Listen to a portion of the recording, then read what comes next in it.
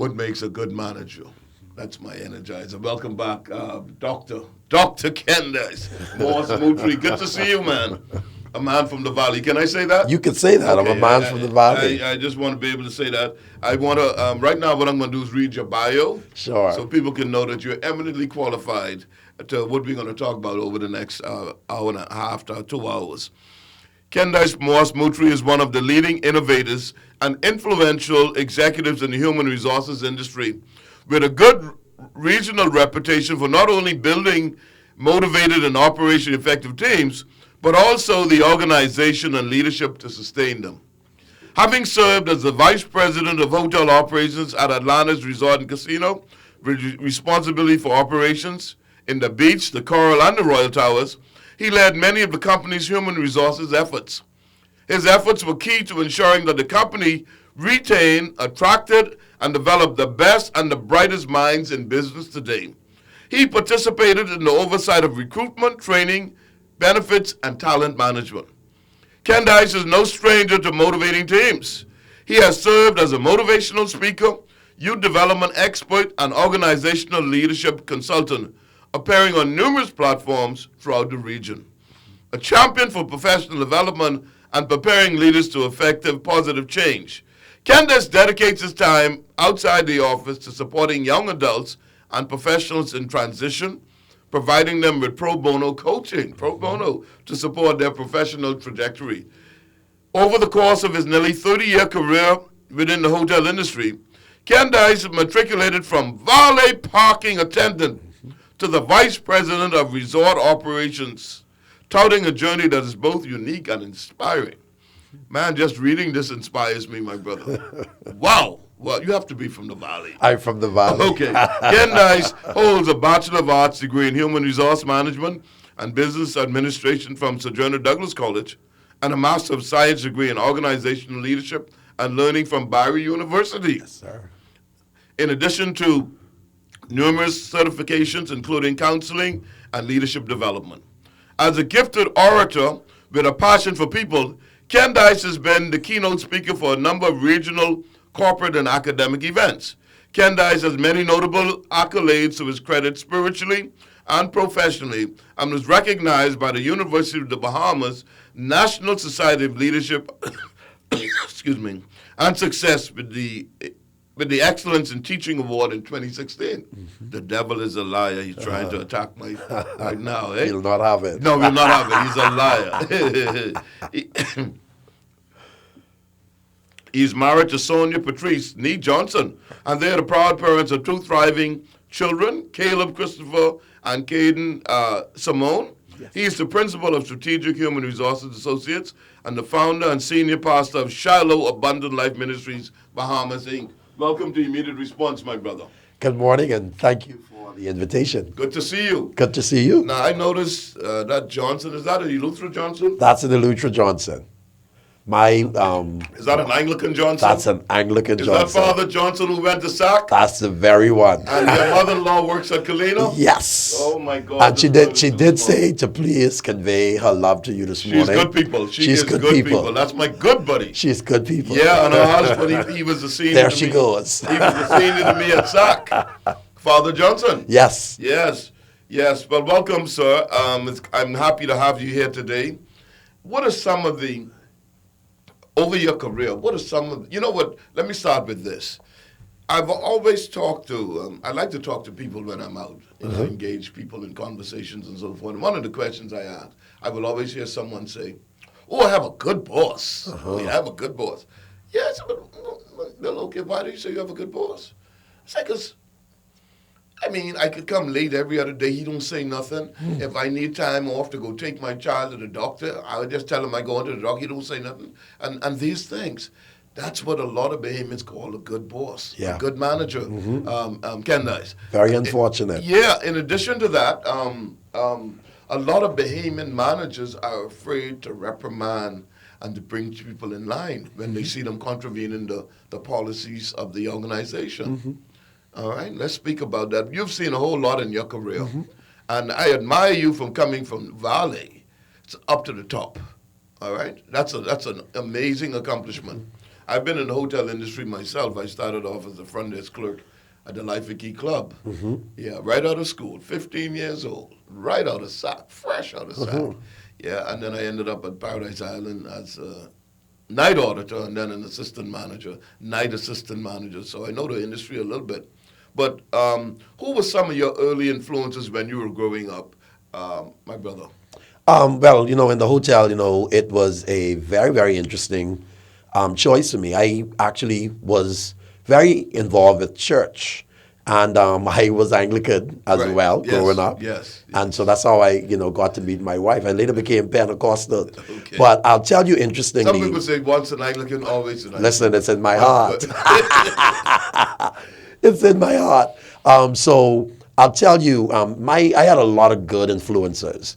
And I start with, one of my first bosses in the industry who really was an influencer was Fanrea Edwards. Okay. And Fanrea, I met her. She was somebody that I knew, grew up on Nassau Street. I grew up in Chippenham. Our families were well aligned. Yes. But she gave me my first opportunity as a leader. When I joined the hotel, I started in valet parking, and there was Jamal Hepburn, from Toastmasters Yeah, no, Jamal. 1600. Yes, Jamal. Very good leader. So I Yes. started my career haven't seen him in working a with little him. while, yes. Still in the hotel. Still there? Okay. So started my career working with a strength like him. And then I had Fanrea Edwards, who really, really, saw some value in me, and she gave me my first supervisory position. I was a supervisor in the then Reef Club, and the Reef Club was the concierge level. So I had the responsibility of leading the butler services team as well as the concierge team. Wow. That position, later on, I got the opportunity to gain another position. Within 9 months, I left that position You were moving. and was moving. So I was the manager of the department that started from scratch, Wow. which was casino VIP services. Yes, casino VIP. Casino VIP services. So I had responsibility for all the on-floor complimentaries, managing the reservations portfolios for all of the casino high rollers. And then I left that position and I went back to the club where we opened up in 1998. We moved to Reef Club.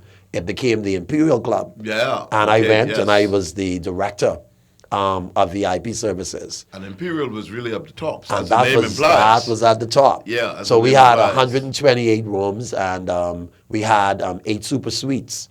I had the opportunity to be led then by Ernie Cambridge. The legendary Ernie Cambridge. The Good morning, Brother legendary. Cambridge. Yeah, great hotelier. Great individual. hotelier, yes. Great individual. And so I had an opportunity to be led by him. And he's somebody else who really saw a whole lot of potential in me. Yes. And opportunity came, presented itself, and then I worked with Gene Albury. I just saw him yesterday for the yeah. first time in years. Wow. Morning, Gene. I had his sister on the show for Valentine's Day. Phyllis Albury. Yes, Phyllis, yes. Yeah, Phyllis and her husband. They were my guests on the show. This is a small world. Yeah, so the circle is small. The circle Same is small, circle. yeah.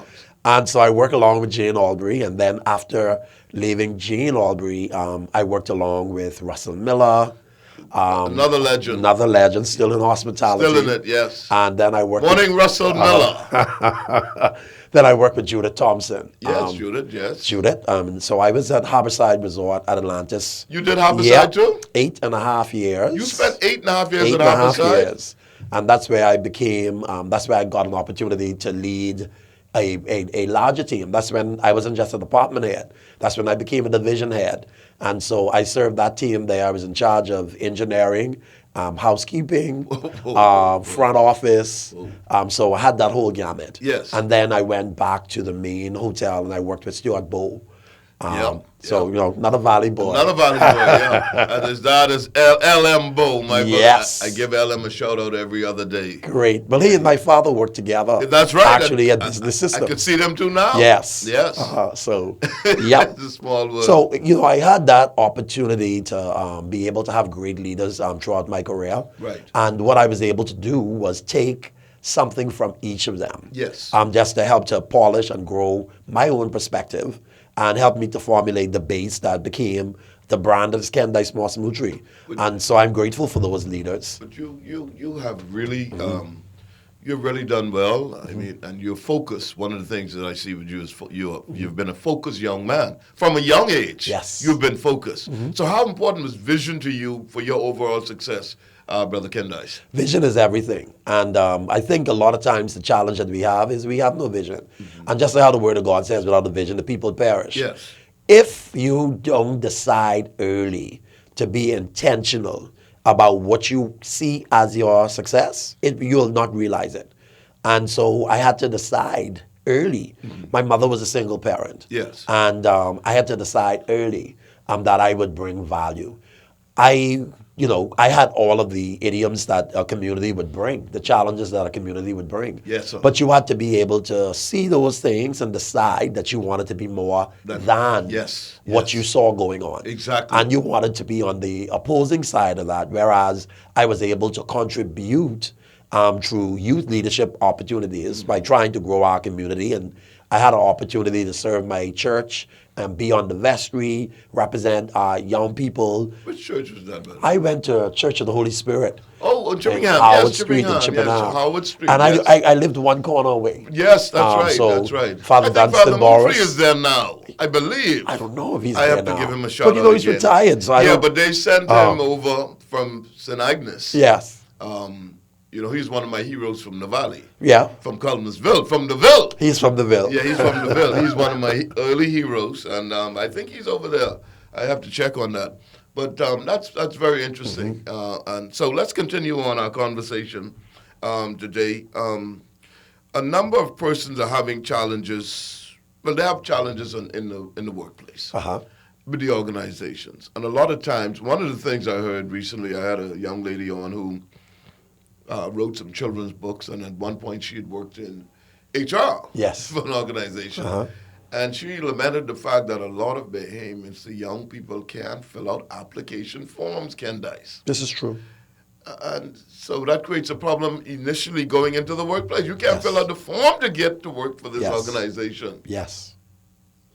I'll tell you, interestingly, we have to ask ourselves really how we have prepared our young people. And when we talk about preparation, a lot of organizations do a lot to help our young people to be Right. prepared Right. in terms of what they will share for preparation. But there is a serious issue where we have a lot of our children. When we look at even what's going on right now, you're talking about the pandemic. Yeah. And children would have years. missed 2 years. That's a lifetime. And trying to catch back up. It's a lifetime. If parents aren't committed to making sure that the investment in their children's education continues to happen, which means they have to make the sacrifice. Right. On the tail end, our children have lower end opportunities that they're going to be exposed to. And if they don't find strength and motivation early to move beyond what challenged them, then they perhaps will continue to be challenged. And so if you want greater opportunities, it starts with reading. So you have to be able to educate yourself. Read. Just said just now to me that the children can't read. No. So what is going on with the curriculum? I mean, when I was in school, reading was a big thing. We had book reports on a regular basis, and I love reading to this day. I love books to this day from the early days. But as the producers, they can't read. Now, what would you say to help the young people who are graduating to prepare themselves for the job market as an HR expert? Kendyce. Well, if young people are going to be prepared for the job market, one of the things we always tell them is you dress the way that you want to be addressed.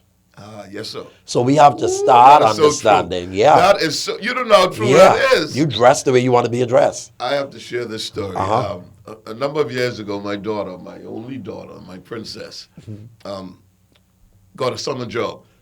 She was a student at SAC and she got a summer job. So I took her down to a government ministry that should remain nameless. Yes. And they came out, one of the organizers came out to me and said, Mr. Vincent, you have to take her back because these other kids came in here dressed like they go into the disco and party. These girls, and I can't have them coming here like this. Where did we go wrong with that, Kendyce? We just accepted stuff and it became a substandard. I could tell you one time, I remember having to have an interview and was looking for some individuals to fill a concierge position. Right. And I remember the young lady came in an outfit that she couldn't even sit in. She fidgeted all around because she couldn't sit in this outfit. Yes. And when I saw the young lady, I literally came out and I said to her, I said, who are you here to see? And she said, I'm here to interview with Mr. Moultrie. Right. So I said to her, I said, well, I'm going to tell you that he's not available to see you today. But if you come back tomorrow, dressed appropriately, Wow, he'll see you. I will make sure that he sees you. Wow. You know? Wow. And I told her, I said, I don't want him to have an impression Yes. of you from the way that you dress. And so I want to give you an opportunity to go and to address yourself. And I want you to know, she came back the next day for the interview. And of course, she was shocked at the time that I was Mr. Moultrie. Right, right. But, you know, I had a conversation with her in terms of being able to, you know, how you present yourself and present yourself properly. And that young lady came, we hired her. And she eventually became a manager in the industry. Awesome. So Awesome there sauce. are a lot of great stories, and you know, so we could teach our young people the value Yes. of dressing professionally. Right. We could also teach them a value of being able to speak and articulate properly. You know, being able to connect their thoughts. Yes. Having good interview coaching skills and knowing how to, you know themselves. A lot of our young people don't even know themselves. You ask a basic question, so tell me about yourself. And immediately we go straight into what we like. Right. And you'll hear some of the conversations. Yes. I like pizza, I like sports. Right. And you know, the interviewer is looking for something that is going to be a little bit more in depth. And beneficial to the and organization. beneficial to the organization. So you'd want to, you know, research your organization, Yes. research the job that you are going to be interviewing for, and it's good even if you know something about the interviewer. All of that stuff helps you to be able to fuel conversation. And one of the other things that, you know, we want to also ensure that they do to prepare is you could bring a really, really nice resume. But if you can't speak to what's on that resume, then you have not set yourself up for success. So are you suggesting this morning, my man from Chippingham and the Valley? And the Valley. We have to pay homage to Chippingham. Yes, we do. Good, we have to. I'll be remiss if I didn't do that. But are you suggesting that sometimes people embellish their resumes? People embellish resumes. That's And, a dangerous thing. It's a very dangerous thing. And as an interviewer, you know, we're able to ask a whole battery of questions. Yes. And to realize, well, you know what, this isn't your real story. Because if it's your real story, you should be able to articulate it. And you should be able to do so comfortably. And especially in the world of the internet and technology. I mean, you could find out something in a minute. All right. Just like that. Bang. You know, I said, I went to the University of Cincinnati Yes. in 1993. Bob, you type that in. Yes. No record. No record. No record. So why would you go through that? But a lot of people try to pull that off. A lot of people try to pull that off, and I'll tell you, interestingly, even trying to pull off things like that, you find also, and I remembered, you know, to say to a lot of young people, as you build your social media platforms, Right. be very careful Right. what you put out there about yourself. Yes, yes. Because that stuff comes back to haunt you. Do we still have, before we go to the break, because that's a Yeah. mouthful we want to talk about. Yeah. How the human resources bosses view tattoos? Well, I can tell you, most organizations will How do tell they view you tattoos? Tattoos were something that were considered taboo. And I know working in the hotel, you know, I just left in 2018. So this is how I knew I actually had some beard underneath here. Right. Because we had to be clean shaven. Yeah, clean shaven, And yes. if you wore a tattoo had to be something that, you know, had to be only the size of a 5-cent piece. Wow. That was all we were allowed Yes. to be able to wear. But they suggest that it's not necessarily professional. You cover it.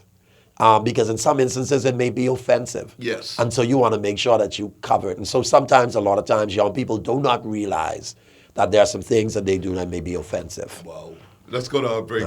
We're going to our break right now, but when we come back, I will continue my conversation with Kendyce Moultrie from the Valley and Chippingham.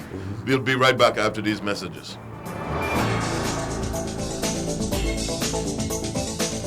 Screws and Fasteners World, Balfour Avenue and Palm Beach Street, has those hard-to-find fasteners for you right now. You can find stainless steel regular hex, carriage bolts, galvanized bolts, threaded rods, nails, self-tap screws, sex bolts, anchor bolts, turnbuckles, masonry tools, hand tools, and weed whacker strings. Check out the rope selection and car body fasteners too. Special orders are welcome. It's your #1 fastener store. Screws and Fasteners World, Balfour Avenue and Palm Beach Streets. Call 326-1976. Boy, you see what just going down? No, Dre, what going on? Pokemon them stand up Grammy on the corner and take up pension money. Dread and broad daylight dudes them cut movie, my boy. No, man. Dread, these dudes need to stop. That could have been my old lady. But real dog, you can get them off the streets by calling Crime Stoppers and reporting what you see off in the Grammy. Then I would be like old dead dog on the side of the street. No, but you safe. Calls are answered in Miami or Toronto, Canada. And you ain't giving them no personal information. They just give you a PIN number. What I could do with PIN number? I can't eat it. Boy, when they arrest Pokemon, you can call Crime Stoppers with that PIN number and get some cash. Like they say, tip for tip. You say I get cash? What's the number you say? From Nassau, call 328-TIPS. Or free from the Family Islands at 242-300-TIPS. Together, we can stop crime before it's our time. Call 328-TIPS or from the Family Islands 242-300-TIPS. This public service announcement was brought to you by Crime Stoppers in conjunction with the Broadcasting Corporation of the Bahamas. Tough times call for a tough truck, and the Isuzu D-Max gets the job done. Always reliable and now with more features that fit any lifestyle. Walk into TireFlex Star Motors, your only authorized dealer for Isuzu, and let the knowledgeable staff show you how the Isuzu D-Max is the designed workhorse to take on any road. Visit TireFlex Star Motors showroom on Wolf Road today. TireFlex Star Motors, servicing the Bahamas since 1973. When you play us to win, you get ads for free. Here's how it works. Play ZNS Radio, 1540 AM, 104.5 FM in your store every day, all day. We'll pop in, and if we like what we're hearing, you get ads on radio for 1 month. And that's all you have to do. Simple, right? So contact us today, 502-3800, and win free airtime when you play our station in your store. Listen, that go for Grand Bahama and the Avocos in the north, all the way to Inagua in the south, you know. Wait, if you are win free things, you gotta play us to win big. Looking for that hard-to-find windshield for your Japanese car? Well, look no further. Island Windshield stocks the largest selection of windshields for Japanese and American cars. They offer professional installation and auto tinting. Family Island orders are welcome. They deliver to the mailboat too. Island Windshield has a large selection of Honda parts for all makes and models. Credit card orders are welcome. Island Windshield, now serving you in 2 convenient locations. Wolf Road opposite AID, call 394-8018. And Carmichael Road, just west of the Southwest Plaza, call 341-4120. Island Windshield. The views expressed on this show, interview, or program are not necessarily the views expressed by the ZNS Radio Network and, by extension, the Broadcasting Corporation of the Bahamas. Welcome back to Immediate Response. This is Diana's last child and Alphea's last child. My father was Alpheus Finlayson. And coming up next is my good brother David Wallace with his program Direct Talk. They're setting up now in Providenciales, Turks and Caicos. Provo is the tourism capital for Turks, and he'll be coming on at 11 o'clock. So stay tuned for Direct Talk. I told David I know he's scared to go over the queue. I walk all over Q when I was over there. A lot of Turks Islanders are afraid of Q. But David, I challenge him to go to Q on this trip. He's coming up next on the program. Right now is the time for our shout-outs, which is I start off with, which is brought to you by Bahamas Retina and Eye Care Service in Sandyport. And I start off with a shout-out to my big brother, Kelly Burrows in Freeport, who was tuned into this program. And he says it's an awesome monologue that I just shared about effective management. The shout-outs for the day go to Lieutenant Governor with Excellence, Christine King Wallen, and her husband, Gary 007 Wallen. Burkett Turnquest, good morning. Ida Papa George Isaacs. Wellington Miller. Joey Knowles over at Dalbenas. Clinton Cartwright at Dalbenas. Clyde Cartwright at BEC. Jasmine Walker, Desmond Burrows over in Deadman's Key, Long Island, and Desmond Fernanda in Deadman's Key, Long Island. Father James Moultrie. Yes, yes. Yeah, the man, one of my heroes, yes. Alan Sweeting over at JetBlue.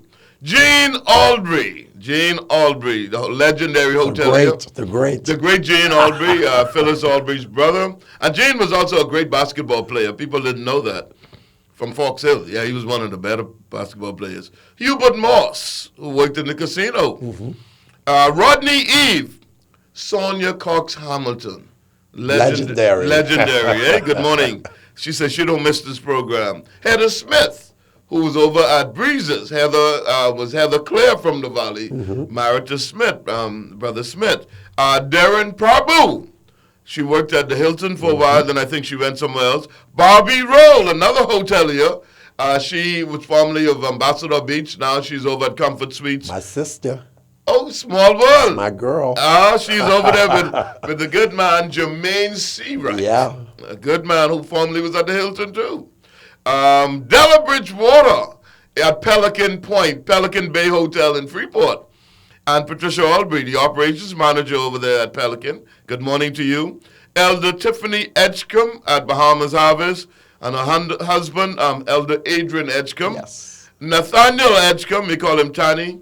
Gemma Wilkinson from the Valley is Charles Fisher's mother. Yes. Yeah, our own Charles Fisher. That's a Chippenham. Yeah, too. right. Yeah. And the Valley. And the Valley. Gemma and I grew up together. We were in Palmdale Primary together. Arnold Rapp Wilson from the Valley. Perry Cancino, a great man from SAC. Gail Strawn, my classmate. Jasmine Strawn over at Commonwealth Bank. Stephen Greenslade. Desmond Greenslade. My good cousin, Pastor Javon Neely. Silbert J. Evans, my former supervisor at Batelco.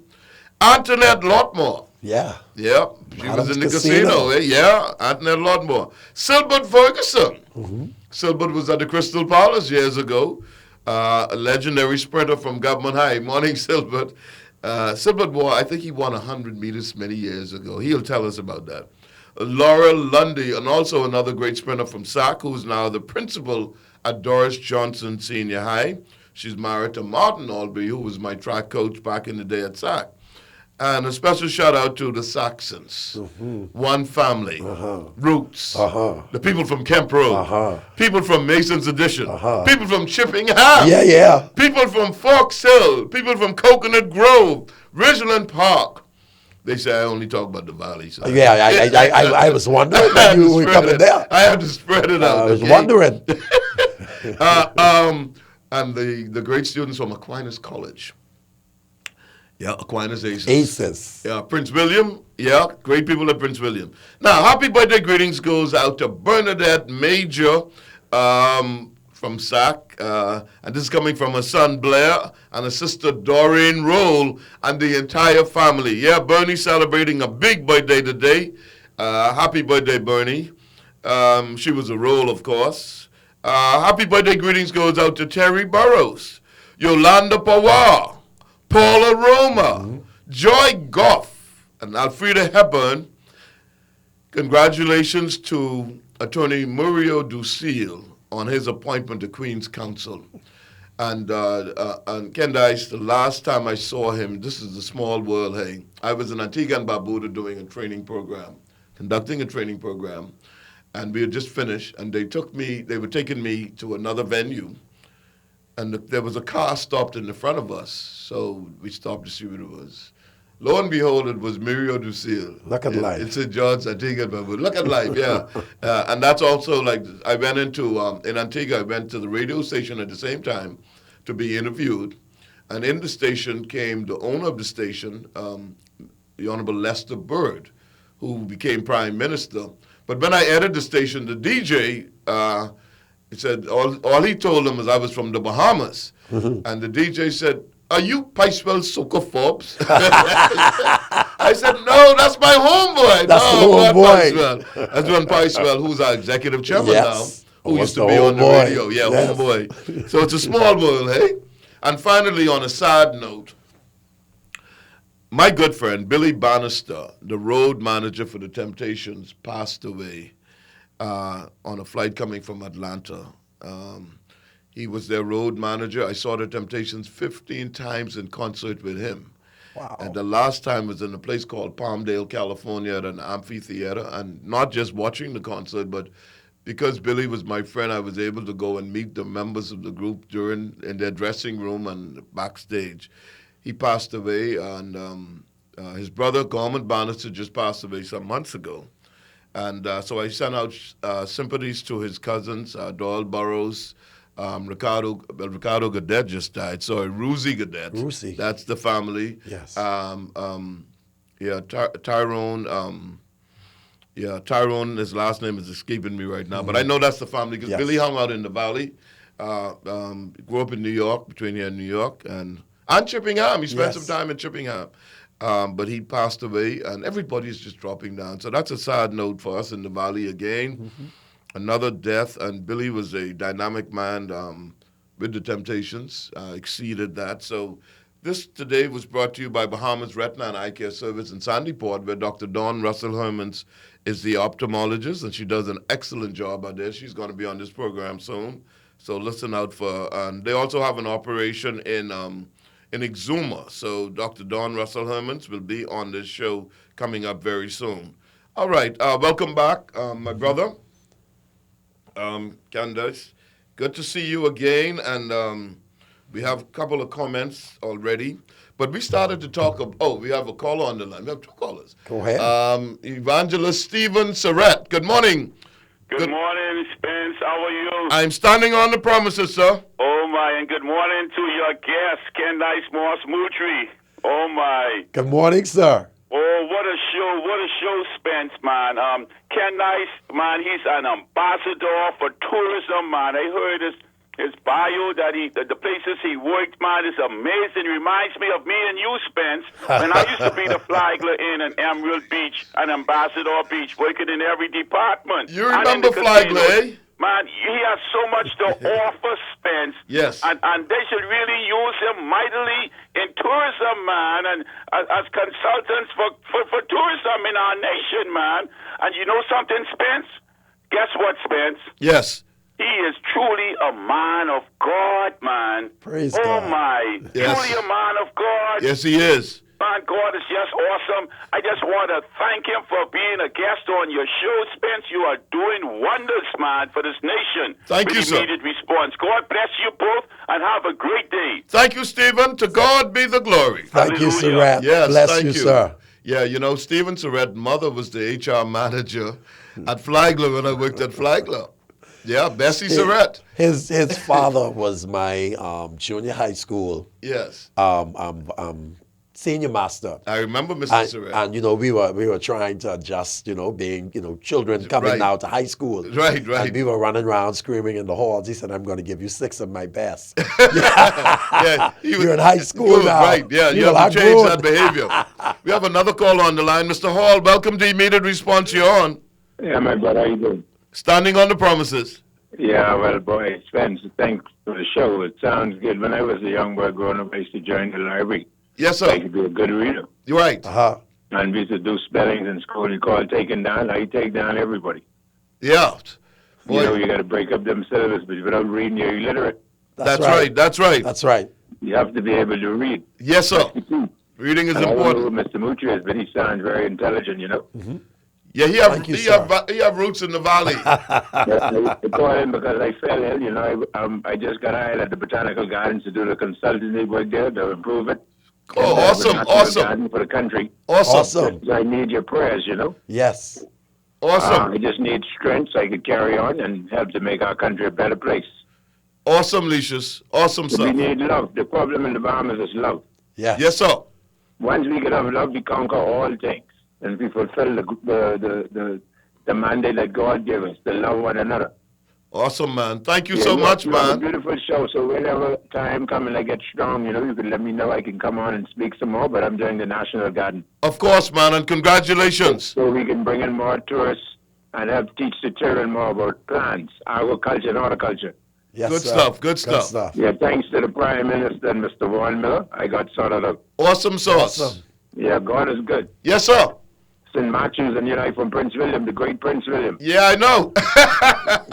You used to be a part of that sometime with sports. That's right. And Lucius, before you go, I will let them know your father was the engineer at the hotel. Yeah, I'm talking about. He was the chief engineer. Yeah, he was the chief engineer. Mr. Hall was the chief engineer. Second black chief engineer in an independent country. That's right. I remember him from the hotel days.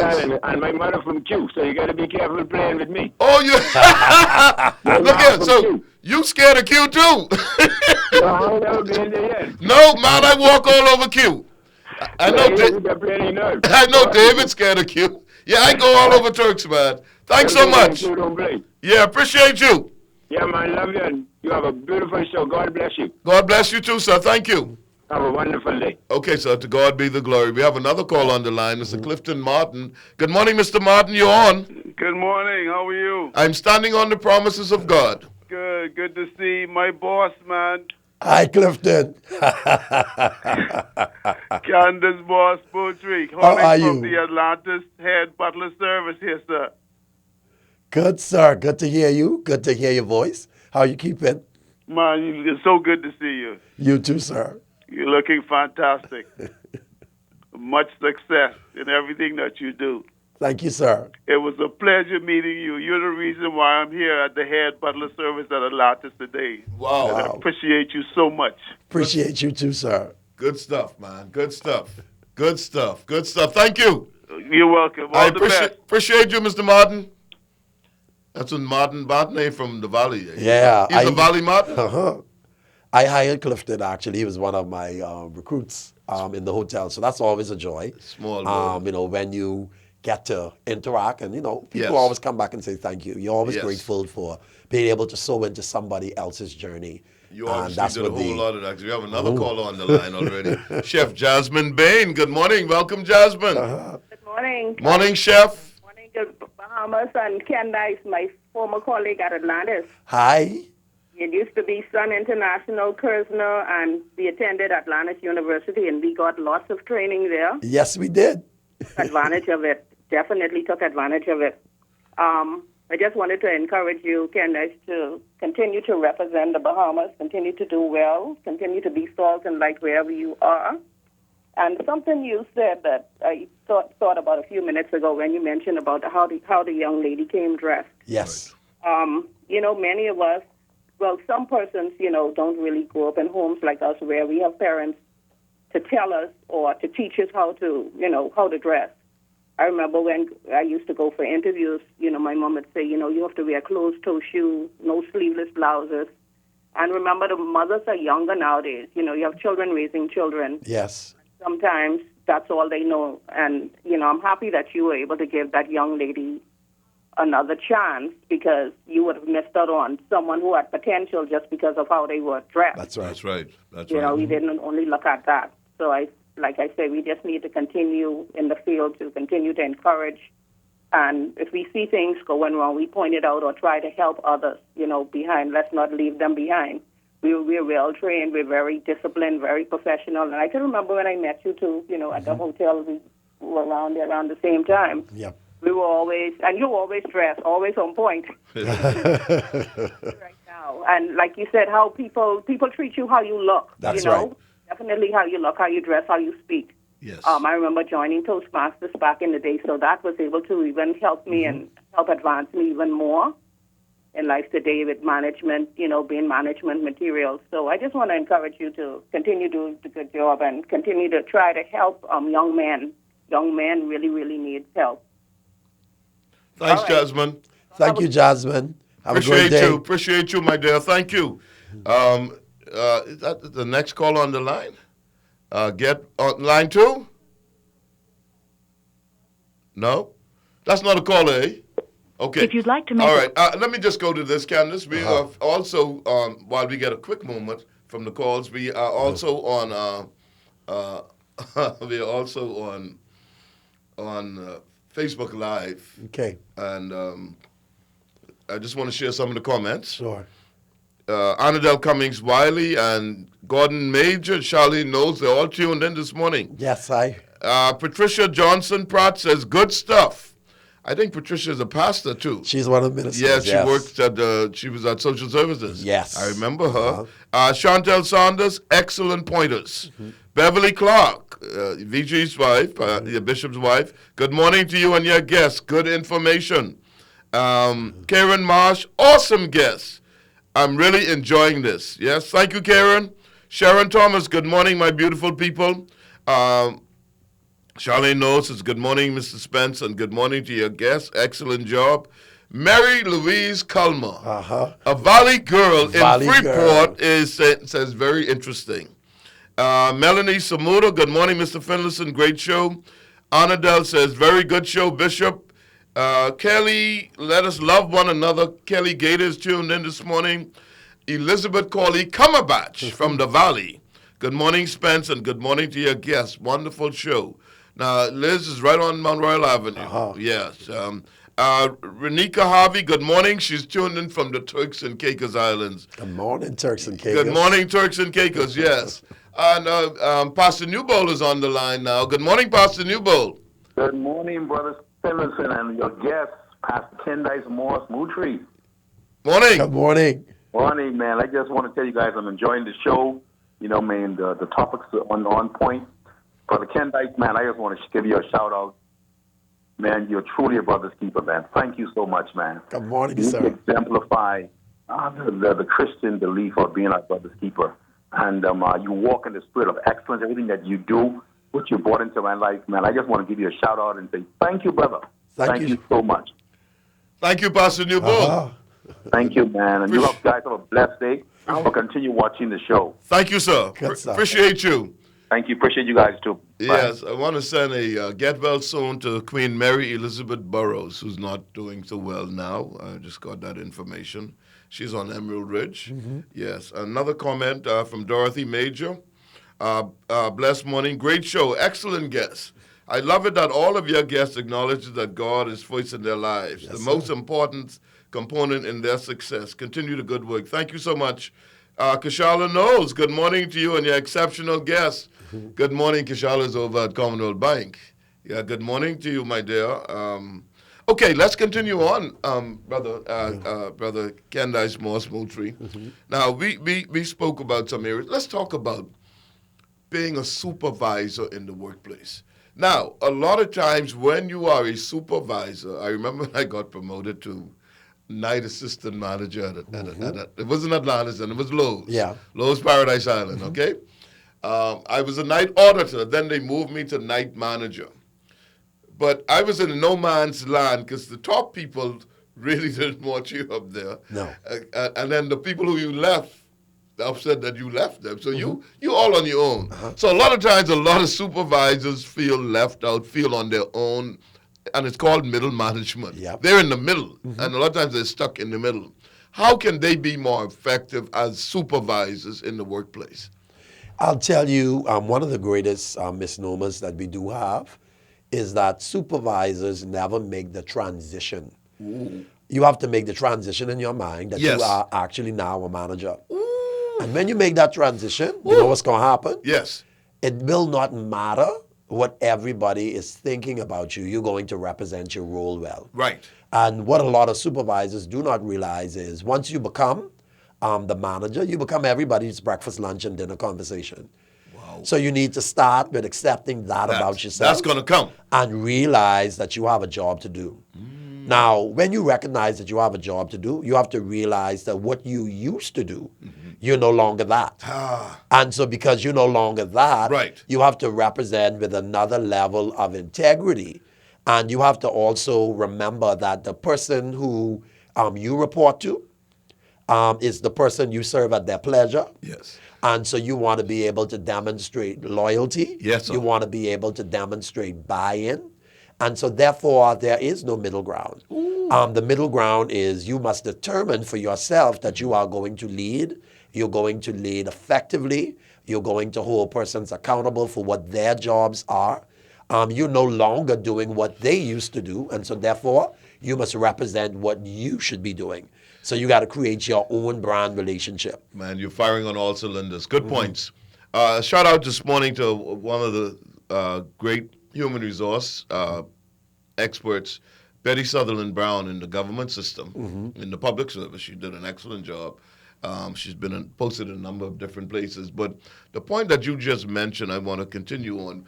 When people are promoted from that level to supervisory, they tend to want to still cling with the persons who they left behind. And that creates a problem, right? Creates a problem. They want us, this is my people. Yep. And that creates a problem. Now, let's talk about the performance appraisal. Well, the big part of success in our careers should come as a result of performance appraisals. And it's interesting that in a lot of arenas, a lot of companies don't even have performance appraisal documents. And so therefore what you're finding is a lot of people come into the workplace and they're doing their own thing. Right. But their own thing is not being measured. So performance needs to actually be measured. And we have to recognize that an appraisal is actually only the document. But performance management is the total sum of who the individual becomes. You're looking at what their career trajectory is, right? What their actual performance is that's tied into your vision, your mission, and the core values of your organization so that you actually have measured performance that is tied to strategic goals. Which is the key. Which is the key. And so what we do have is a lot of persons, they don't have goals. So in the organization, no goals. They're just there. They're just there. And they just show up. And you just show up and you just working every day. But what are you really working towards? Right. And so what ends up happening is you go now, you promote these persons. Yes. And you promote these persons and everybody's wondering why did they get promoted? Yes. And the harsh reality, we started this conversation earlier.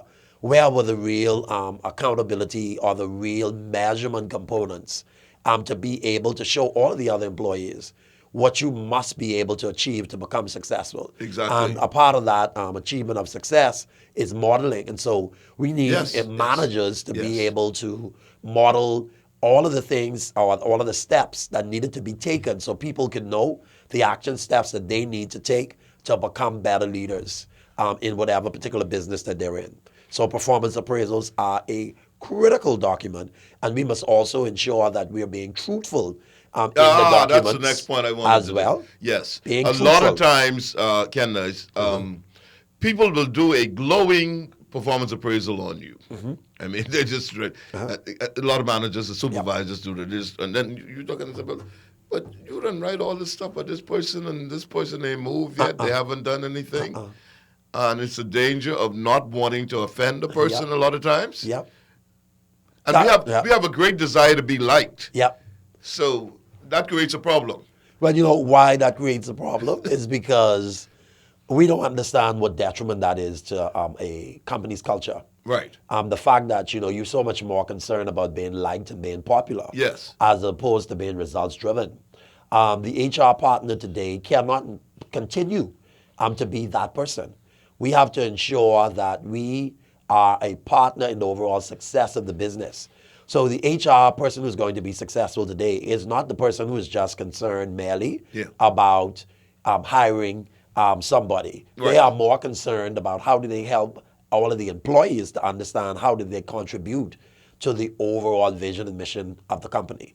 So HR has to be more hands-on. So HR today has to earn a seat at the table, which also means that persons who are in HR have to be better practitioners in terms of being people persons. Yes. You can't be in HR today and not be a people person. Right. That was what we call personnel. Personnel back in the day, yeah. Very impersonal. So we're not personnel anymore. Yes. We are actually HR practitioners, and we have to earn our seats at every executive table. We have to demonstrate that we want to be a part of organizational success. And that means also that the companies have to be profitable. And so that therefore means that when we have employees who are not performing to their maximum, as an HR practitioner, we need to partner with leaders to help them to be able to have the difficult conversations. And some of that really requires training because we want leaders to also show up as being emotionally intelligent and also emotionally connected to their people. And so we have to recognize that emotional intelligence really involves your being aware of your own idioms, your own challenges, and your impact on people. And sometimes as leaders, we don't recognize how heavy, how overbearing we can be because our attitudes aren't always right. So we need to place ourselves in check first. And we have to realize that as leaders, we go first. And so if we recognize that we go first, then we'll realize that the success of our business rises and falls on us. Yes. And so if the people aren't producing, we need to examine ourselves and try to understand what is there that we're not doing to help them to achieve success. And we have to understand that we cannot just be merely barriers in the way of the team's success because we don't bring the best attitude or the best acumen to the work performance. Good stuff. We have to take a little pause here for a moment. I just want to recognize some other persons, then we're going to go to our break. But you have this Facebook page lit up. Sophia Dawson said, very good information, excellent information, great guest. Dominic Strawn, good morning. A man that wear many hats, to God be the glory. Sean Sims, good morning, excellent points. Candace Moss Moultrie. Sophia Rolle says, excellent show as always. Your guest is truly knowledgeable and very impressive. Diana Rolle is watching from Connecticut. Good morning, Diana. Vanessa Rolle is watching from Palm Beach, and she said, great show, very educational and informative. And Debbie Knowles is tuned in, and Pastor, of course, Jared Newbold is tuned in to this program. Shawnette Ferguson says, Candace, you are hitting the nail on the head with the comments about management and HR. Glenn Roll says, Pastor Glenn P. Roll, Glenn Phillip Roll, say, blessings, my brother. Glenn is my homeboy. Exuma connection. Let's go to a quick break, but when we come back, Kendyce will be firing on some more cylinders, touching some more key points. We'll be right back after these messages on Immediate Response. What you scared of? Grammy, if I tip off the police and somebody find out... Ain't nobody gonna find out. Crime Stoppers ain't the police. They just does works with the police. Same difference. No, boy. With Crime Stoppers, you're safe. When you call their number, it Mr. Bahamas altogether and go directly to Miami or Toronto, Canada. Ain't nobody gonna know your voice or that you name Bertram or that you live down the alley.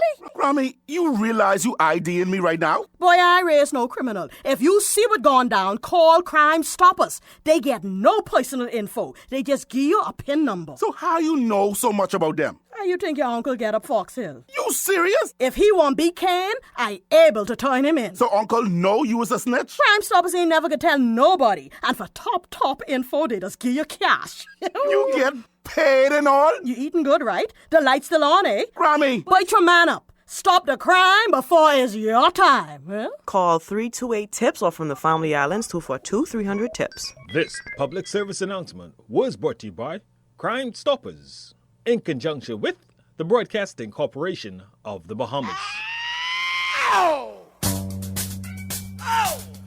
Portland H. Bodie Jr. I am back. I'm back. The Last Word with Ortland H. Bodie Jr. I am back. The Last Word with Ortland H. Bodie Jr. Coming soon to the ZNS Network. So you saw Larry take the money off the teacher's desk? Yes, Mom. And you told the teacher? No, Mom. Why not? Because Larry wouldn't want to be my friend no more. Honey, Larry did something wrong and you need to tell an adult. You may feel bad, but it is important that you do the right thing. Nobody has to find out that you told. Okay. Small crimes lead to big crimes. If you see a crime, you can call Crime Stoppers. It's safe and easy, and nobody knows who you are. You'll speak directly to someone in Miami or Toronto, Canada. They never ask anything about you. So be brave and do the right thing. We all need to help. Stop the crime before it's our time. Guess what, Mommy? I feel good because I told somebody about Larry and the teacher get our money back. So pick up the phone. No one will ever call you a snitch. Call Crime Stoppers Bahamas today at 328-8477 or from the Family Islands, 242-300-8477. It's safe, and the life you save may be your own. This public service announcement was brought to you by Crime Stoppers in conjunction with the Broadcasting Corporation of the Bahamas. The views expressed on this show, interview, or program are not necessarily the views expressed by the ZNS Radio Network and by extension, the Broadcasting Corporation of the Bahamas.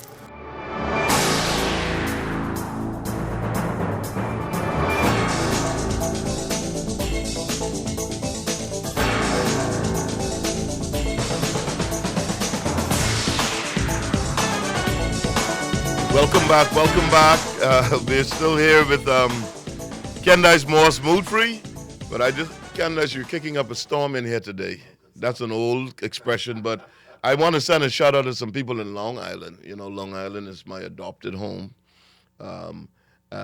Janet Mins, formerly Russell, is tuned in. I think they may be in Deadman's Key, along with Robert Archer and Marjorie Archer. Yeah, I think they're in Deadman's Key. They're tuned in and they're listening to this program this morning. A special shout out to them and a special shout out to my sister-in-law, Shirley Burrows Fernando, over there in Deadman's Key, Mr. Richard McCarty and Miss Thelma and all those great people in Long Island. The numbers to call today, 325-5404, 325-5405. And we're also on our Facebook page, Facebook Live. My guest is, of course, we continue with Kendyce Moultrie. Right, okay. We have a bunch of comments here coming in. I just wanted to, let's go back to a couple of points that we had mentioned that I want to talk about right now. As an HR expert, a lot of times what happens is that the wrong persons are hired for positions, and it's like putting a square peg in a round hole. How does that happen from an HR standpoint or a management standpoint? When we're selecting, when we're making our selection process, this person is not, like, there's some people involved in customer service who are not customer friendly. They should be in the back of the house, eh? And then, so we make mistakes like that. And people who don't like people, but you have them dealing with people.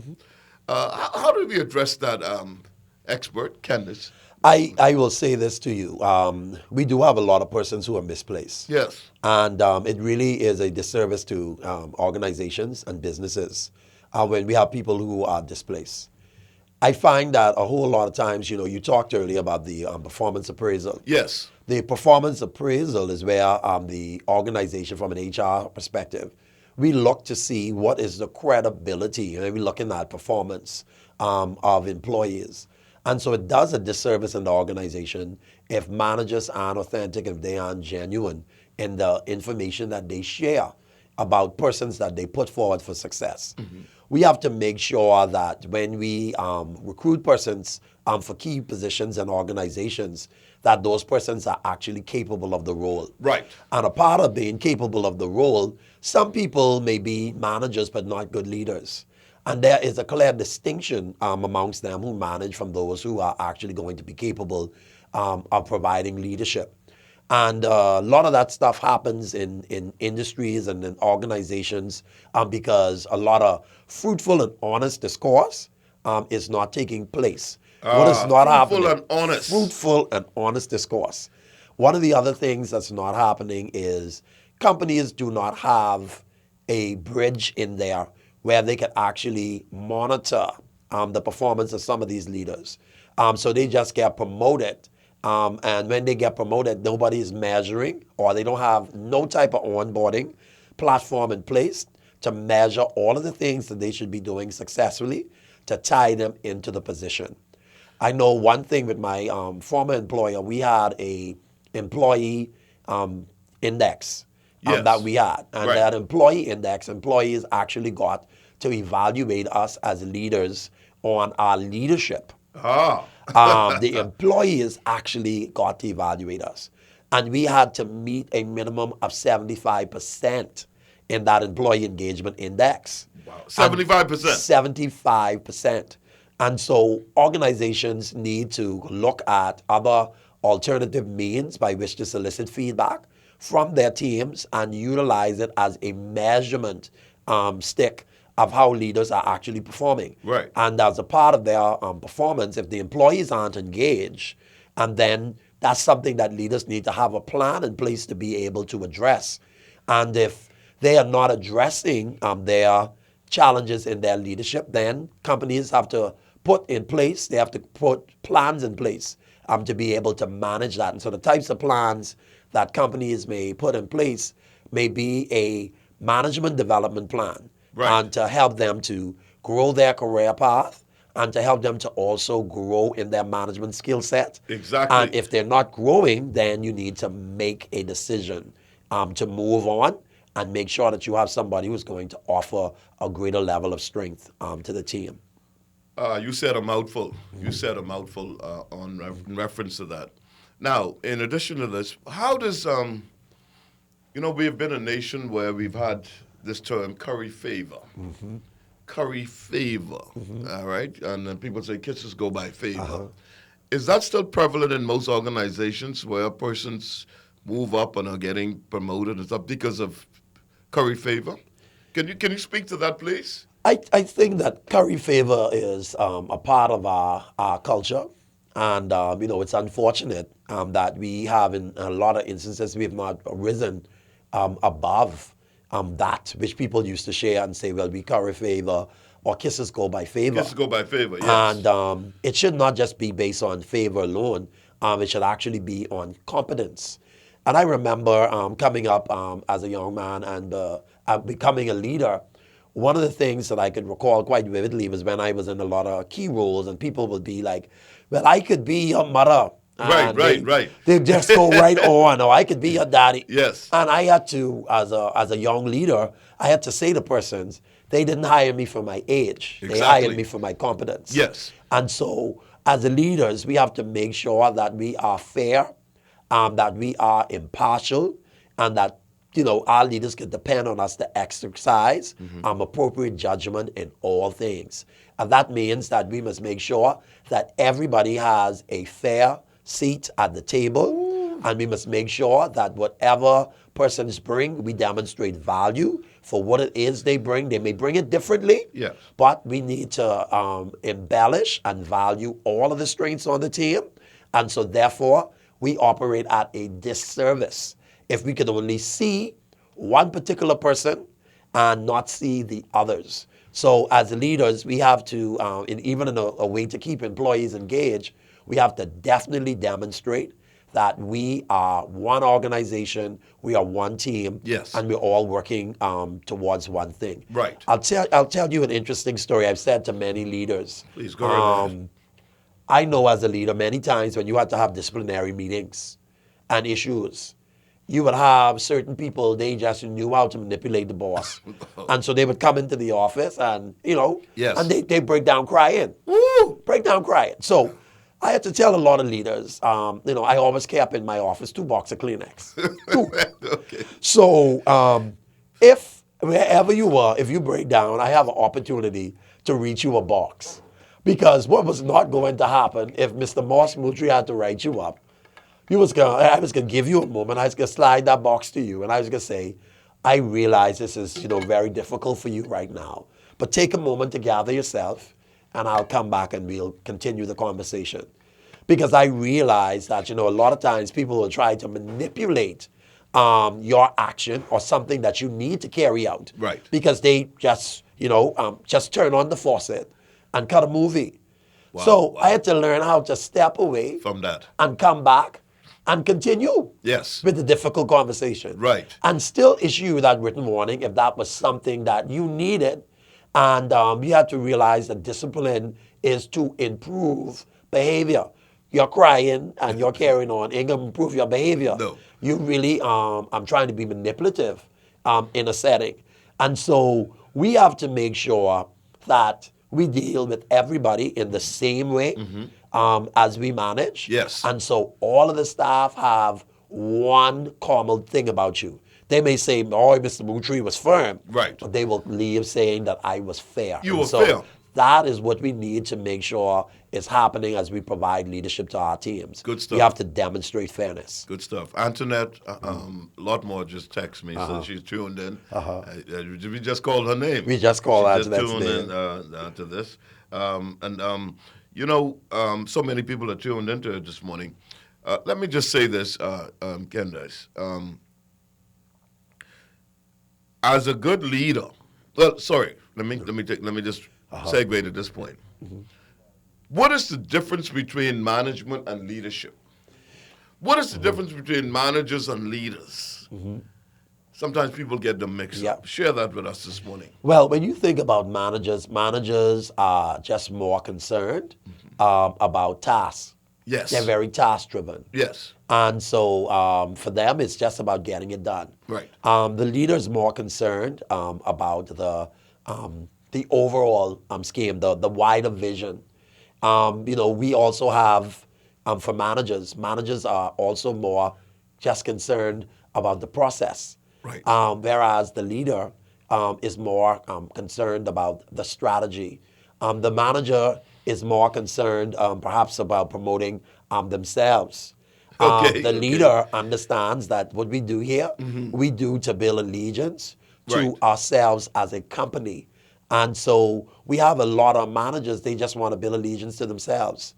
Leaders are much more concerned about how do we build allegiance to the company. People who will love the company, people who will protect the brand, of the company. Yes. And so managers are a lot more concerned about ticking off stuff just to say that it was done. Get it done. Leaders are much more concerned about doing things that are going to add value overall to how the business grows and how it has a better success rate for the future. Thank you. Great answer. Great answer. My guest, of course, is Kendyce Moultrie, from a man from Chippenham and the Valley. Of course, the Moultrie part is from the Valley, and the Moultrie's very prominent family in Culmersville, in the Ville, as we say, in the Ville. My good friend Philip Bryce is tuned in. He knows your father well, and he knows some of your cousins that I didn't realize. But here's this. How do we deal with situations in the workplace where we have a breakdown where some supervisors and managers are not speaking to one another? They are not on good terms, and it messes up with the overall productivity of the organization. Because I'm not speaking to you, well, I'm going to keep you out of the loop. A lot of times people are kept out of the loop intentionally. They don't know what's going on. And because they're not speaking to one another, they have as the people say, a vibe with a W, a vibe going on, right? Let me just, Mary Coleman say, great comparison of a manager versus leader. Thanks, Mary. Mary's from the Valley. Yes. Yeah, she was a Sims, married to a great Culmer from the Valley, Stanford. Michelle Carroll say, great show. I do try to be a great manager even when we are tested. Yeah. Okay, so how do we deal with the situation in the workplace, Kendyce, where you have persons in different departments not speaking to one another, the leaders of these departments, the department heads, and then we must come together to a department head meeting now to work for the common good of the organization. But throughout the entire week, there's no communication going on. And we see that from time to time, Speak about that for a few minutes, please. Well, I'll tell you this. One of the key things with that is, we started talking about emotional intelligence earlier. But the other things that we have to think about is personal awareness. And I think for all of us have what we call a shadow side to our leadership. And when I talk about shadow side behaviors come out when we are pushed too hard, when we are overachievers as well. Right. And what we find is for a lot of persons, they need self-awareness. So we need self-awareness training. And in the organizations, what we actually need to do is bring persons together in conciliatory formats. So we have to confront and we have to address behaviors. We accept whatever we do not confront. So in organizations, if you allow that to become the modus of operandi, then what's going to happen is leaders are going to continue to show up the way that they do. And what's going to happen is that negativity is going to spread like wildfire all through the business.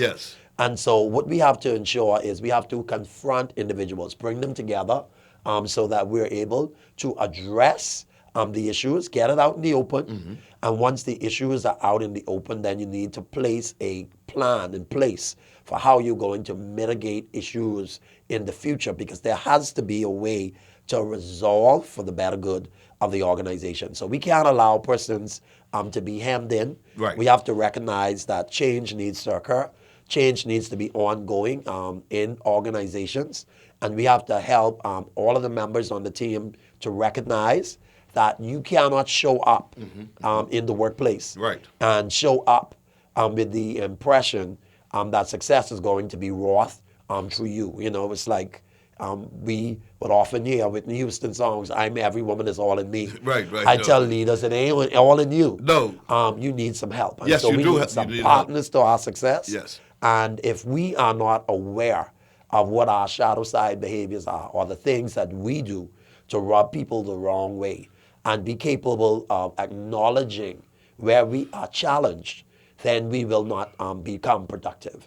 I know I may be a perfectionist. So if I know I'm going to be a perfectionist, I need to make sure that the team around me knows, listen, I sometimes can be a perfectionist, but I really appreciate what you do. Yes. And I want to continue to empower you. Yes, So I don't want to micromanage in that instance, because that's what somebody who is a perfectionist could do. Yes. So you see somebody doing something and You check on every you single back and thing. forth. You Yeah, give them back and something to do, forth. but you go right back to check. So you need to leave them You need with to that. leave them. Leave Yes, them you- with it. yes, you need to And leave one of the other things that I think is critical for us in our understanding of what we need to do, we need to make sure that we are confronting issues. Yes. And we are addressing issues. And what we also need to do is make sure that we hold people accountable in the environment. And that Yes, means sir. stop gossiping. Yes.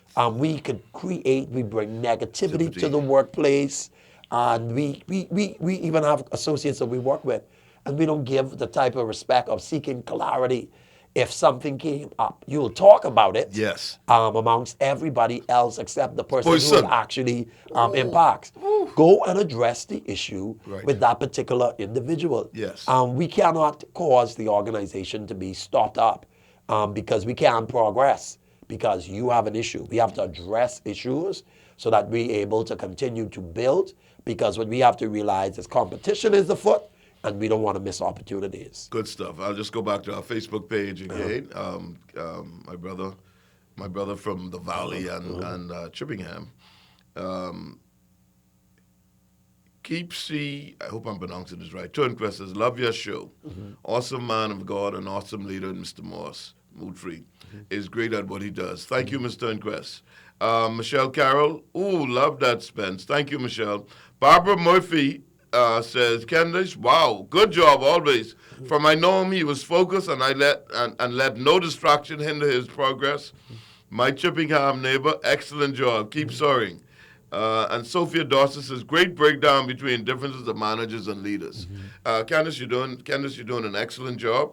Now let me just go to another point here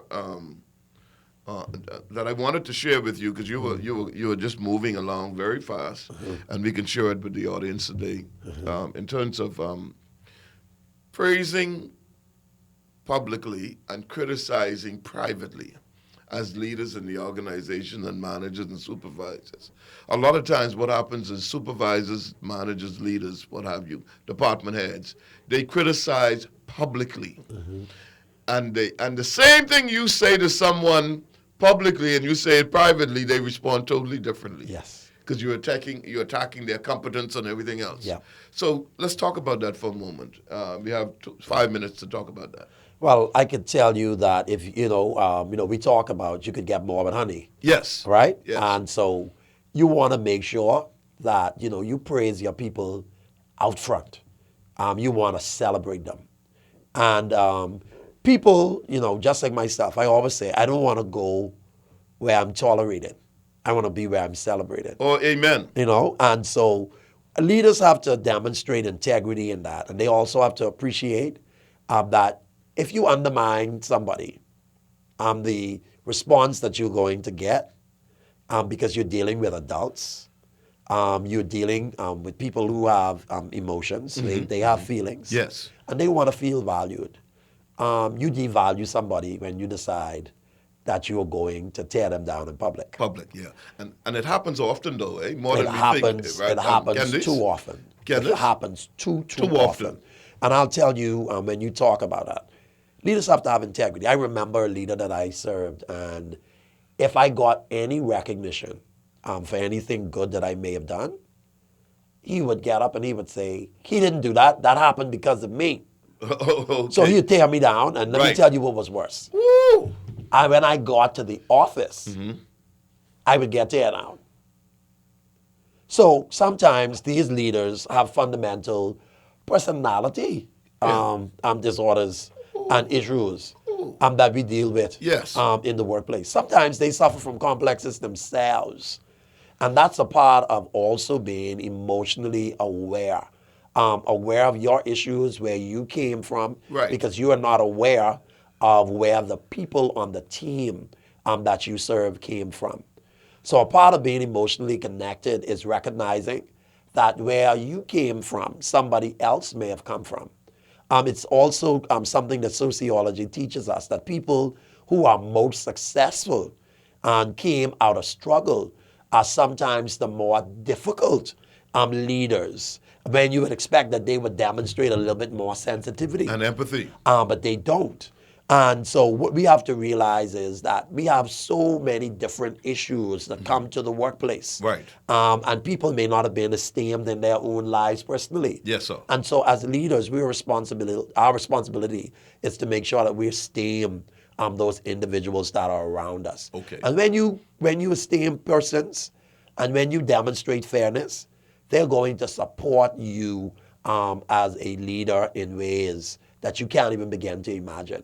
So if you really, really want to see your team grow, you want to be able to increase the morale on the team, demonstrate credibility in those areas of celebration. And more organizations need to do an even better job of having employee engagement programs, because a lot of organizations don't have any celebration of their people. And so constantly all there is the constant argument of what it is you're not doing. Right. But what happens to what it is we are doing, and how are we celebrating behaviors that we want repeated. And part of that, too, is sometimes organizations don't have any,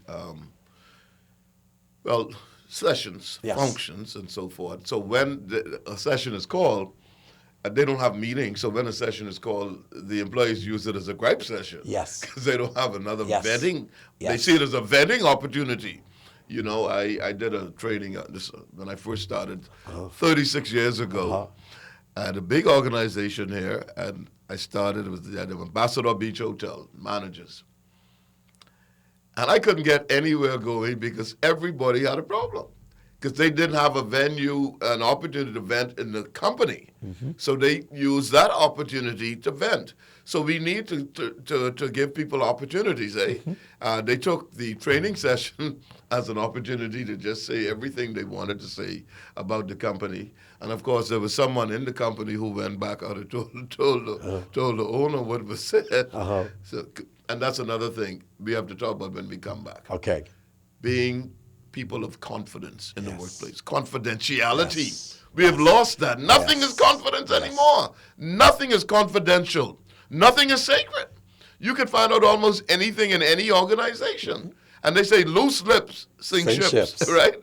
We're going to go to a break. But when we come back, we'll continue with Mr. Kendyce Moultrie, a human resource expert in our country. We'll be right back after these messages. You're doing excellent, man. I couldn't find out from...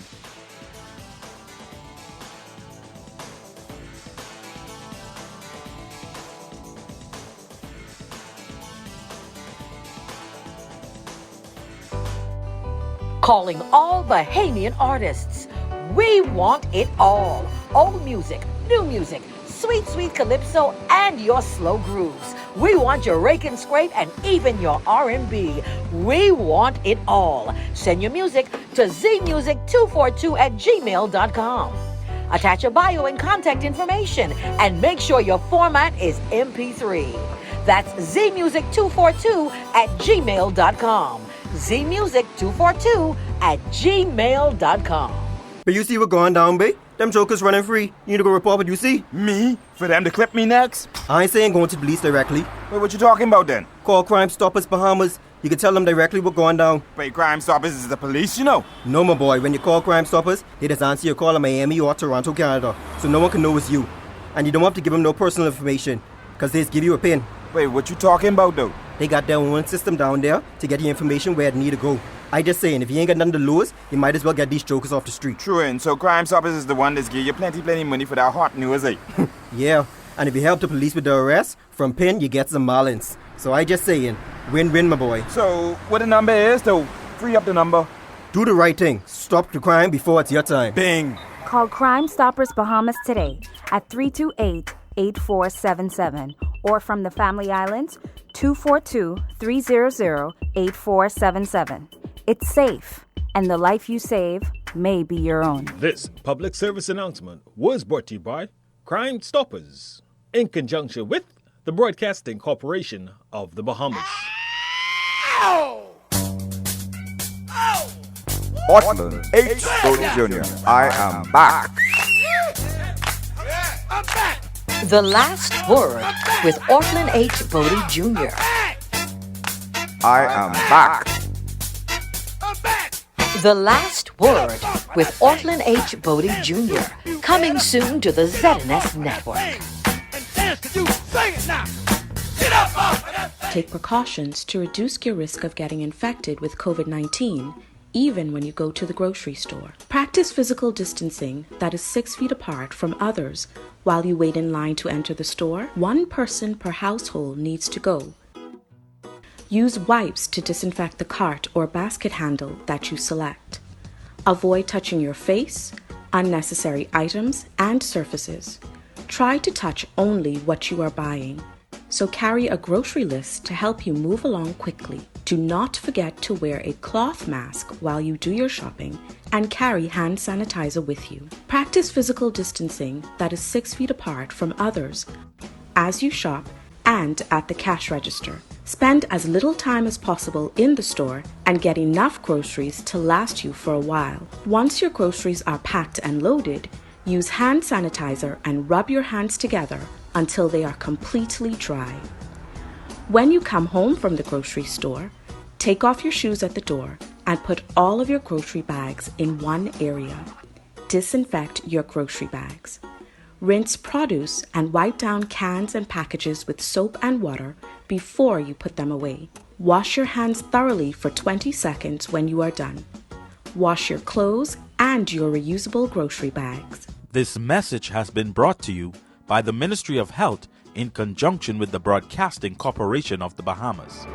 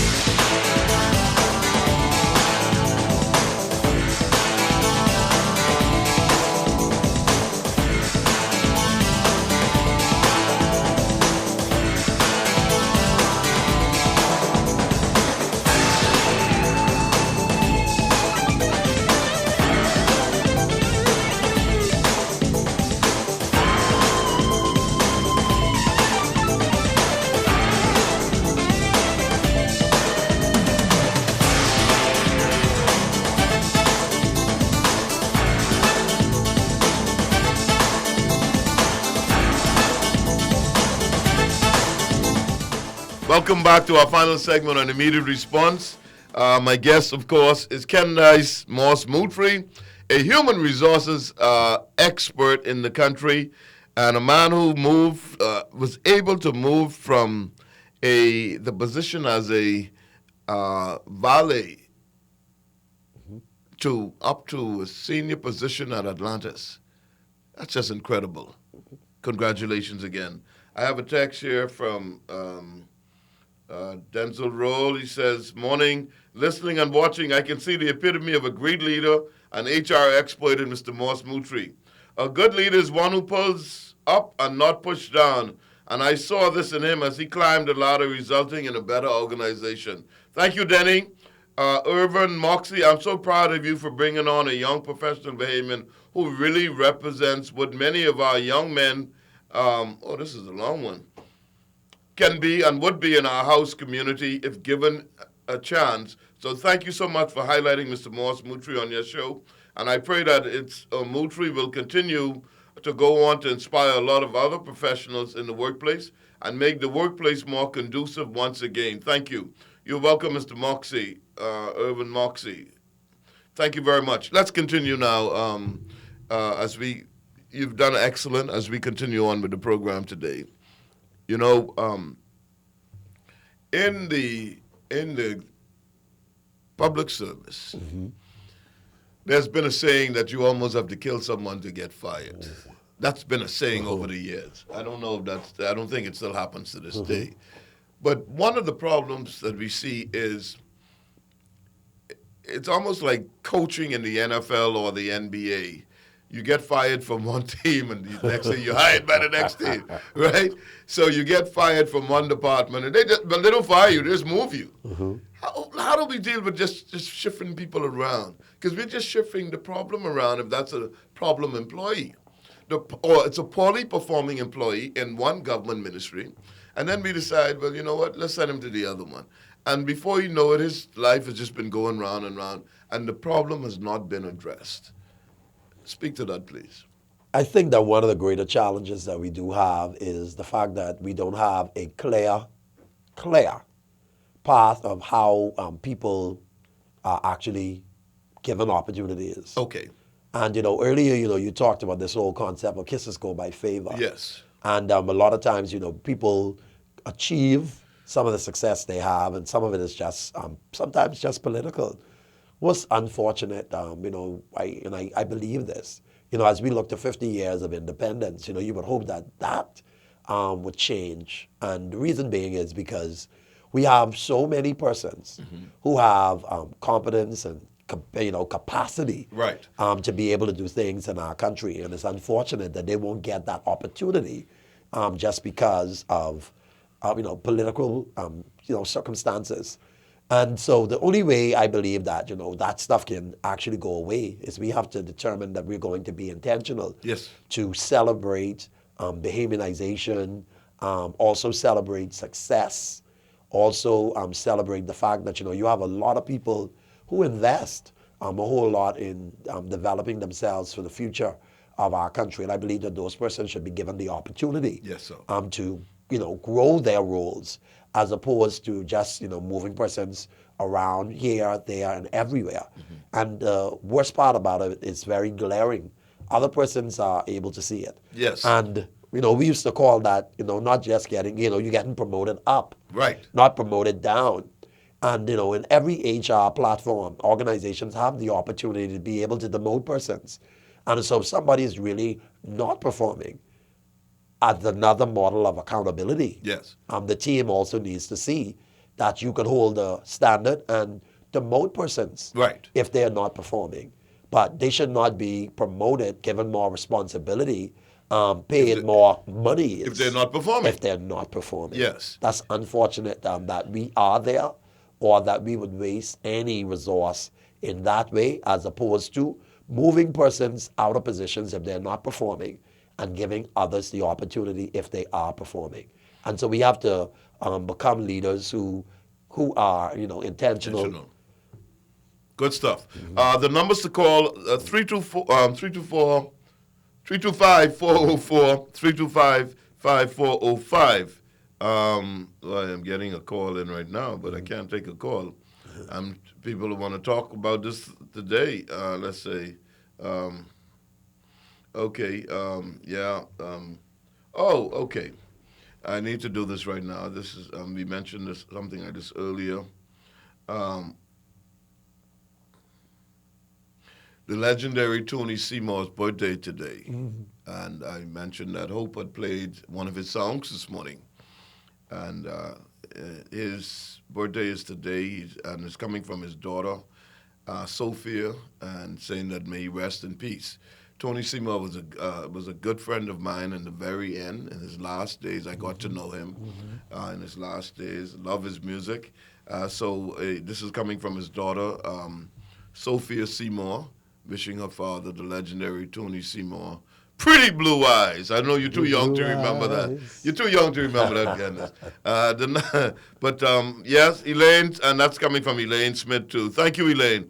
All right. Let's talk about, as a manager, supervisor, department head in the organization, how important is it for you to be the power of example, to set the example, to set the tone for the way the organization would go, in the way you conduct yourself in the organization? Oh, we have a call. Let's take the call first. Emma Lightborn, good morning. Welcome to Immediate Response. Yes, good morning, Mr. Finlayson. Good morning, Kendyce. Good morning. This is Aunt Emerald. Hi, Aunt Em. Oh, this truck is passing right now. Yeah, good to see you, and to say that you're giving a good account of yourself, as I know you can, and to say that on behalf of the Johnson first, then Bethel family, we're very proud of you. Thank you, Aunt Em. Well, and since I don't see you often, I'll say to you now that you can hear me. Yes, ma'am. Now, okay? Yes, ma'am. So love you. Love you too. Okay, bye. Thank you, Auntie Emma. All righty. All right. Aunt Emerald. That's hey? We call her Aunt Em. Aunt Em. Okay, all right. Yes. Yes, you're making all of your family proud here today, my brother. And your father would be proud. Mm-hmm. And you remind me a lot of your dad. Your dad was a no-nonsense man, an achiever. Yeah. I can see him right now in the Ville, in Culmersville. And then, of course, you inherited something from Father James Moultrie. Who's good cousin. Your good cousin, who's tuned in to this program. The Moultries really made an impact in Culmersville. Yes. All the corners, Shady Tree, Thingham, yes. and Rundle, all of that is Moultrie land. All right. So I started to ask about the power of example from the leaders in the organization, supervisors up. How important is that for them to set the tone and to show the right example in the workplace? I will say that setting the right tone or being the right example is everything to the organization. It's the difference between being a good or being a great organization. Okay. You know, great leaders want to bring other persons along with them. Right. And, you know, we've all heard the quote, you know, if you are out and nobody's following you, then you really only out for a walk. That's right, yes. And so if you really want people to follow you, you got to solicit that fellowship by demonstrating, competence, and also demonstrating skill, also demonstrating professionalism. I cannot expect you to do something that I am not prepared to do myself. Exactly. So that even starts with your going, even how we talked about your deportment earlier. Exactly. The way you dress, all of that. Yes. Miss Morse is online too. Good morning, Miss Morse. Good morning, how are you? I'm standing on the promises of God. Okay, just calling to congratulate my nephew, Kendyce. Hi, Auntie Verdi. Hey, how are you? Good. Still waiting for you to come by my house. Yes, ma'am. Yeah, I'm still waiting. Congratulations. And I like those pics, but I didn't see my picture in those pics. You have to blame me. I chose those photos. Yeah. Blame me. Okay, so have a great day now. You too. Okay, love you. Love you. All right. Thank you. It's all the love coming out today. All right. Line 3 is Mr. Smith. Good morning, Mr. Smith. Welcome to Immediate Response. No, Mr. Smith? Okay. Comment here from Ms. Turnquist again. Yes, leaders are always willing and ready to lead by example. Good leaders, that is, by a positive example. Yes. And Brother Moss, Moultrie, what impact did your mother have on your life? We spoke about your father, because I know your father well. What kind of influence did she have on your life? You can't leave her out of this. My mother was really a strong woman. And, when I looked at her impact in my life, I could tell you, my wife will probably tell you I'm a mama's boy. But I'm also a grandmother's boy. Okay. But my family had a legacy of being hospitality people. Awesome. And I always said to myself, I never wanted to work in a hotel. Right. I always said that hospitality found me. That is for you, yeah. And I didn't, hospitality found me. Right. And when I got into it, I just loved it. But my mother was a very, very, very ambitious woman in that, whatever she set her mind to. Yes. She made sure that she achieved. She was a great big sister and a giver. And that's how you are. That's how I am. And that's you. That's my mom's impact. We have Carolyn Moss on the line. Good morning, Carolyn Moss. Hi, good morning. Welcome Good morning. Welcome to Just Immediate calling Response. To congratulate Candyce, man. I am just so proud of you. This is Moss from Confidence Insurance. Hi, Carolyn. Yes. Congratulations. Thank Man, you. You did my heart good this morning just watching you. God. Carolyn. Okay, take care of yourself and continue to do well. Thank you, Carolyn. Carolyn, please give a Great Valley boy, Jerome Knowles, my regards. Yes, we'll do so. You know, I was in Cubs. St. Martin doing some work, and he's a legend down there. He was in charge of an insurance company in St. Martin many years ago. Yes. Yeah, that's right. He's a legend in that area. Thank you. Continue to do well. Thank you. Give Jerome my love as well. We'll do so too. Okay. Bye-bye now. Bye-bye. We have Miss McIntosh on the line. Welcome, Miss McIntosh, to Immediate Response. Hello, Mr. Finlayson, first-time caller. This is your good buddy, Essie. Oh, thank you so much. How you doing? Essie Curry I'm proud McIntosh. to say that I'm enjoying this show to the fullest, and most of all, Kendyce Moss. He and I worked together many, many years ago, and I know from whence he came. I am so proud of him. I am so proud to see him. I just love him to death. I love you both, but I just love have you, a special Essie. love for him. Okay. Thanks for the love, Karen. Thanks for the love, Essie. Essie Curry. Essie Curry McIntosh. Exuma. Exuma, that's right. Hashtag Exuma to be exact. Yeah, that's right. Yes. Thanks, okay, Essie. Thanks for taking my call. And Candace, I'll see you soon. Yes, dear. Okay. Y'all Appreciate take care. you. Blessings and love you guys. Love you too. Okay. Shirley Bain says, Shirley Bain from the Valley. Great show, Mr. Finlayson. I know the Moultries, the older one, Father Moultrie. Father Moultrie. Show is very informative and knowledgeable. Hoping those managers out there are taking notes. We are in great need of great leaders. Yes, we are. Thank you so much. And Sonia Cox Hamilton, my big sister. Excellent show, human resources and customer service. The key is to success. Congrats, Mr. Candace Morse Moultrie. And we're busy here. We have Mr. Russell on the line. Good morning, Mr. Russell. Welcome to Immediate Response. Good morning, good morning, good morning. Morning, Mr. Russell. Good morning, good morning, good morning. Good morning. How is everybody? As in Spence Finlayson and something that people don't know. Mr. Moultrie is a wonderful child of God. Man, yes. Which states that the Spirit of God is on display this morning, asking the people of the Bahamas to make sure that they have the God of heaven as their God. Yes. And so I'm very pleased to see where you came from, where you are now, and where you are headed by the grace of God. So, my brother, please continue that surrender to the Lord, who lifts you up and is lifting you up and will lift you up and cause the people of the Bahamas to be lifted up. Please be of good courage. Thank you. the best. Thank you, Mr. Russell. I appreciate you, sir. Thank you. That's Brother Russell. Now we have Miss Taylor on the line. Welcome to Immediate Response. You're on. Hola, Candice. Buenos dias. Buenos dias. Senora Taylor. Wow, Sojourner Douglas. Yes. Wow. Good morning. Nice to see you. You too. Okay. Good to hear your voice. Just saying hola. Hola. Adios. Adios.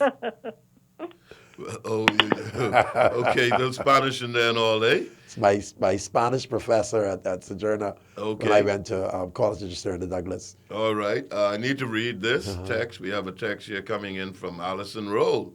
Allison Roll says, good morning, Mr. Finlayson. Your guest is fantastic. He is addressing this conversation from a rather comprehensive and elevated perspective. Thank you for the excellent presentation. I've never met you, but I'm proud of you as an exemplary Bahamian brother.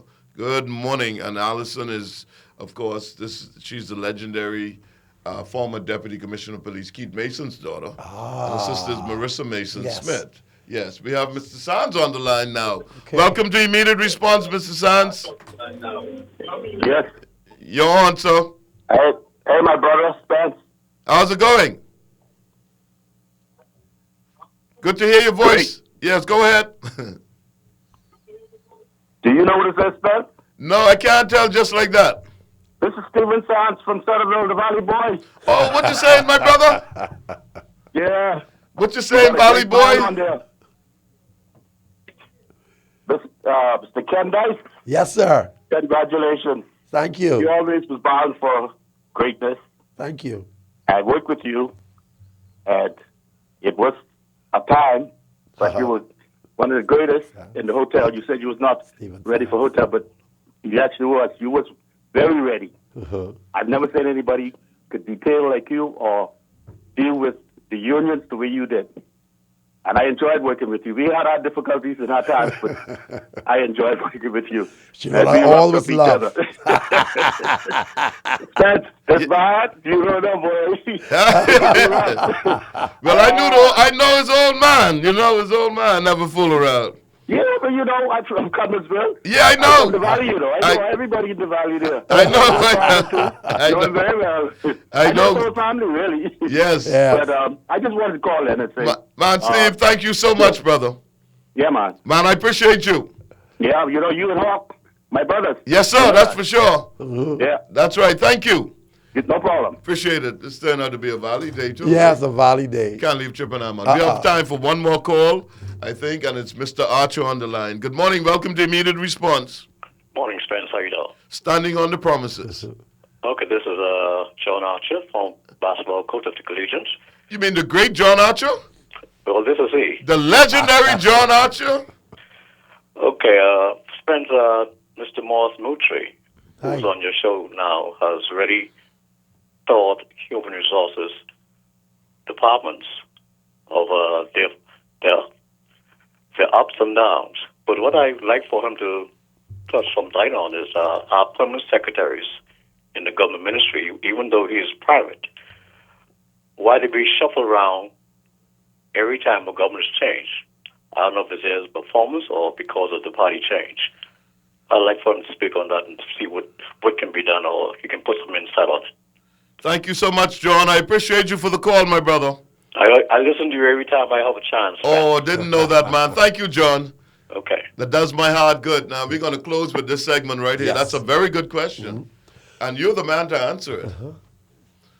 John, I think that, what is unique is, you have value that you can actually find in all of the varied leaders.